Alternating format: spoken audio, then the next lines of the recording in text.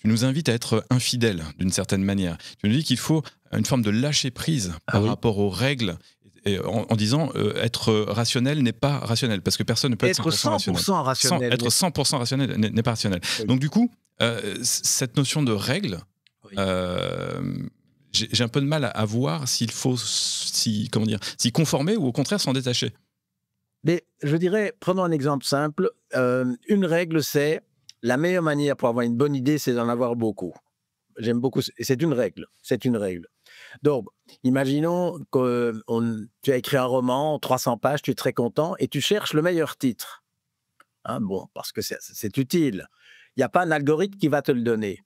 Mais si tu mets les 300 pages dans ChatGPT ou équivalent, il y aura tellement de propositions que plus que probablement, tu vas pouvoir dire « Tiens, ça, je n'avais pas pensé ». Mais le choix d'un titre, hein, si tu parlais tout à l'heure du plaisir des idées ou de la pensée, le choix d'un titre ne vient pas d'un moment raisonnable, c'est un lâcher-prise. Et donc, le lâcher-prise, c'est un peu la clé de tout. On ne peut pas, si tu veux partir en vacances, tu ne peux pas demander à la machine quel est le meilleur projet de vacances. Elle va te donner beaucoup, et puis tu dis finalement, je vais aller là. Mais c'est justement le lâcher-prise qui fait l'être humain et la différence avec la machine. Si on revient sur l'histoire un petit peu, et si on reprend un peu de recul sur tout ce qu'a apporté le numérique en 50 ans, surtout ces 20 dernières années finalement, est-ce que tu dirais que si on fait le bilan du match, le numérique a rendu notre esprit plus agile ou plus superficiel? Peut-être y mettrais-tu encore un autre qualificatif? Mais je dirais ni l'un ni l'autre. C'est nous qui avons évolué d'une manière plus superficielle ou plus fondamentale. Je crois que, moi, j'aime pas l'expression qui dit un outil n'est ni bon ni mauvais, ça dépend de l'usage que l'on a fait. Je crois qu'un outil, comme celui-là certainement, est bon et mauvais. En même temps, l'outil, moi j'ai des petites filles de 12 ans, eh bien, le téléphone qu'elles ont en main, c'est bon et mauvais, donc en même temps. Et donc, la question, elle est là, en fait. Comment je prends en même temps? C'est pas un outil qui te rend comme ceci ou comme cela. C'est toi qui décides de prendre un outil et dis, tiens, aujourd'hui, qu'est-ce que je vais faire?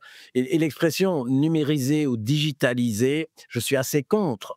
On ne digitalise pas la santé, on ne digitalise pas la justice. On doit se poser la question, qu'est-ce que c'est la justice dans un monde digital ou la santé dans un monde digital?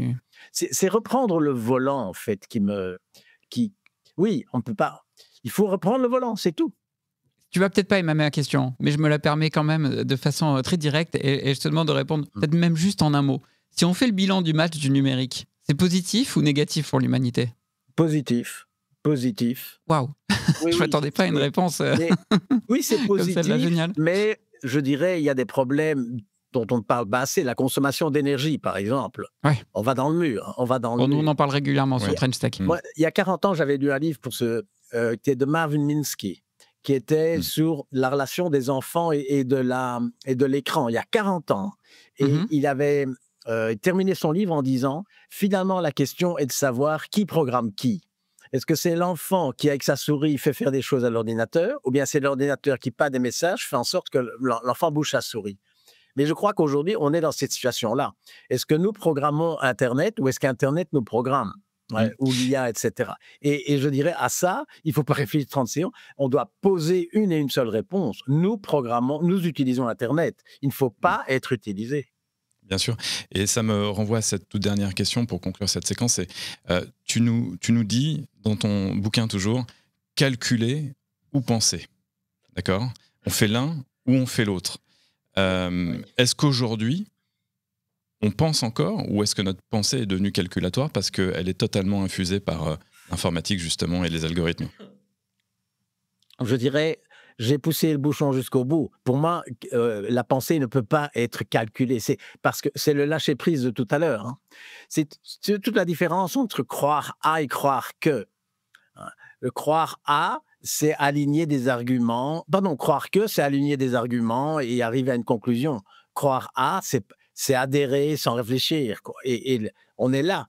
Et sur le fond des choses, le digital est en danger de nous amener dans une zone où on croit A beaucoup plus qu'on croit que.